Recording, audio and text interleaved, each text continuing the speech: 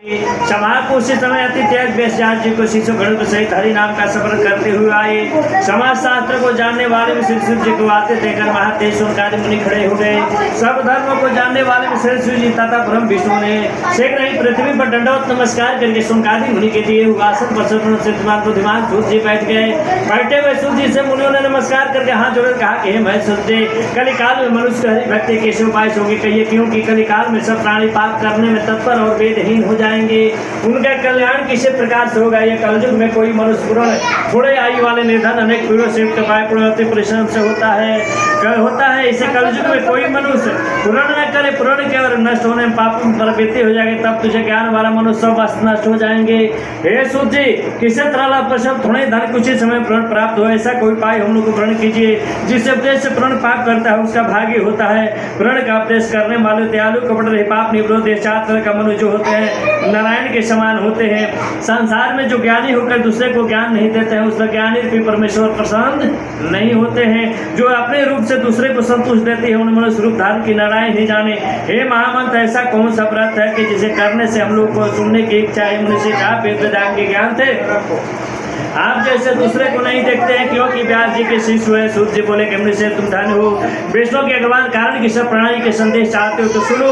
मैं आपसे उत्तम व्रत को कहूंगा जिसे व्रत ने नाथ लक्ष्मीपति भगवान से पूछा था और जिससे भगवान ने नाथ जिसे कहे तीसरी रेवाखंडे श्री सत्यनारायण व्रत का था। प्रथम अध्याय समाप्त। एक बार बोलिए वृंदावन बिहारी लाल की जय, आनंद कंद भगवान की जय। दूसरा नहीं सूर्य बोले से एक समय में नाथ यह समस्त प्राणियों के हित की इच्छा से अनेक लोकों में घूमते घूमते मृतलोक में आए। यहाँ उन्होंने देखा कि सब प्राणी अनेक जोनि मत होकर निज पाप तुम से कलुषित हो रहे हैं। यह देखकर विचार किया कि लोग तो किसी प्रकार से दूर होगा। ऐसे मन में विचार करके विष्णु लोक को चले गए। वहाँ जिन्होंने शुक्ल वर्ण चार भुजा वाले ले शक्र चक्र को धान किए परमाला सुवित देवसी नारायण ही उनको स्तुत करने लगे। तब नाथ जी ने बोले कि हे महाराज, आप वचन और मन से न धारण करने सकते मूल आत्मा है। हे महाराज, आप सब प्राणियों को उत्पन्न करते भक्त हो तो नास्ता करते सुनकर विष्णु भगवान बोले कि हे नारद तुम किसे काम से आए हो? तुम्हारे मन में क्या है? हमसे जो पूछोगे हम कहेंगे। नारद जी बोले कि हे नाथ, मृतलोक में सब प्राणी अनेक जोनियों होते हैं निज पाप तो उसे कलुषित हो रहे हैं। जिससे छोटे उपाय से उनका कलुष दूर हो, ऐसा कोई उपाय वर्णन कीजिए, मैं सुनना चाहता हूँ। भगवान बोले समाचार पर कृपा करके तुमने तो बहुत अच्छा प्रश्न पूछा है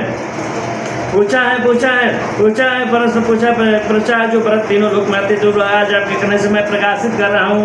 यह श्री सत्यनारायण का व्रत है जिसको विधि पूर्वक करने से इसे लोक में सुख पाकर ब्रह्म लोक को मोक्ष मिलता है। सुनकर नाथ भगवान बोले किसी व्रत का क्या फल है और पूर्व में किसने किया था और किस समय इस व्रत को करना चाहिए, विस्तार पूर्वक से कहिए। भगवान ने कहा कि इसके करने से दुख सुख का नाश होता है, धन धनादि को वृद्धि होता है, यानी सर्व विजय को प्राप्ति होती है। भक्त किसी भी दिन शाम के समय में श्री सत्यनारायण जी की पूजा करे और भाई बंधुओं के साथ सवा उत्तम नहीं भेद भोग लगावे और बंधुओं के साथ कथा सुनकर ब्राह्मण को दक्षिणा देकर तब प्रसाद अपने भाई बंधुओं के साथ खाकर आत्म नेत्र की दादी करे। तब श्रोतागण से सत्यान श्रवण करते हुए अपना अपना घर चले जाएंगे।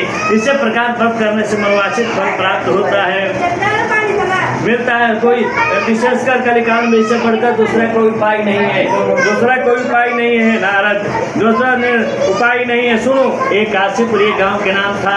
एक शैतान नामक ब्राह्मण थे, बहुत गरीब ब्राह्मण थे। दिन भर भिक्षा मांगते थे तो सवे से और 1 घंटा मांगते थे तो सवे से मिलता था। दोनों बेरा का भोजन नहीं चल पाता था, एक टाइम उपास रह जाते थे। वो परम पिता परमेश्वर से प्रार्थना करते थे कि हे भगवान, कल क्या भोजन होगा। इसी तरह कुछ दिन बीत गया। एक दिन भगवान क्या करें जे बूढ़े सही विष्णु भगवान क्या करें कि बूढ़ के रूप धारण करके उनका आगे प्रकट होकर कहता नहीं कि कहो ब्राह्मण किस लिए घुमा करते हो, हमारी सुनने की इच्छा है, यदि आपको इच्छा हो तो कहिए। तो बूढ़े ब्राह्मण बोला कि मैं अत्यंत दरिद्र हूँ। कि कहता शैतान पंडित जी कहते रहे मैं अत्यंत गरीब हूँ, दरिद्र हूँ, भिक्षा के ग्रहण करता हूँ। बाबा अगर कोई उपाय जानते हैं तो बताइए जिससे हमारा दुख दूर हो जाए। इस बात को सुनकर बूढ़े ब्राह्मण श्री सत्यनारायण के रहे भगवान सत्यनारायण भगवान अनिजन बूढ़ के उद्धार कर रहे देखकर बूढ़े तो बोले कि कोई उपाय बताइए जिससे हमारा दुख दूर हो। ऐसे मन में विचार करके विष्णु भगवान बोले कि तुम एक काम करो ना, तुम श्री सत्यनारायण के व्रत को करो जिसके करने से मनुष्य सब दुख से छूट जाते हैं। बूढ़े ब्राह्मण रूपी श्री सत्यनारायण देव ने बोला कि मैं पूजा कहाँ से करूँगा, मेरे पास तो भोजन के पैसा नहीं, पूजा कहाँ से होगा। इस बात को सुनकर बूढ़े ब्राह्मण श्री सत्यनारायण देव ने बोला कि तुम हमारा नाम लेकर भगवान के नाम लेकर तुम भिक्षा मांगने के लिए चल जाना। वो स्वयं अपने भगवान व्यवस्था कर लेते हैं। वो अपना कार्य अपने कर लेते हैं। उससे बात को सुनकर सैतान ने ब्राह्मण निश्चित किया कि मैं कल सवेरे ब्राह्मण को ऐसा चितनार ले रहा है बर्तन पानी तुझे पता है कढ़ाई के तो पानी सूख गए नहीं के होती पकड़वा के दीदी गरम बा तुझे पता पंचामृत में भी डाल दे मिठाई ले मिठाई क्या कर पानी पी गई काहे जी काय कौन हो गया बेटा चालू भी जा सकता है अरे चालू करो भाई कढ़ाई आटा भी ठंडा हम उनको पकड़े हुए कैसे गर्म नहीं हुआ अरे वैसे बर्तन लेता है स्टील के कढ़ाई हो लेगा कुकर खाने ले ली सॉरी कढ़ाई वाला लेगा हाँ छेदा कुकर के नीचे नहीं रहता है प्लेन टाइप के चले बात बोले वृंदावन बिहारी लाल की जय। श्री सत्यनारायण देव के व्रत के बोला कि भ्रमण करता हुआ यदि आपको जानते हैं बोले कि मन में निश्चित किया कि मैं कल सवेरे ही श्री सत्यनारायण व्रत को करूंगा। इससे चिंता में ब्राह्मण को रात भर नींद नहीं आई। सुबह उठकर निश्चित किया कि मैं कल सवेरे ही श्री सत्यनारायण के बहुत अवसर हो गया। मन में संकल्प करके सुबह उठ के चैतन्य पंडित जी मन में संकल्प कर ले कि आज हमको भिक्षा मांगने से जो भी तरफ प्राप्त होगा उसे भोजन नहीं करूंगा लेकिन भगवान को पूजन करूंगा। ये मन में दीर्घ संकल्प करके वो भिक्षा मांगने के लिए गया तो उस दिन सब दिनों से दुगना धर्म प्राप्त हुआ। उतने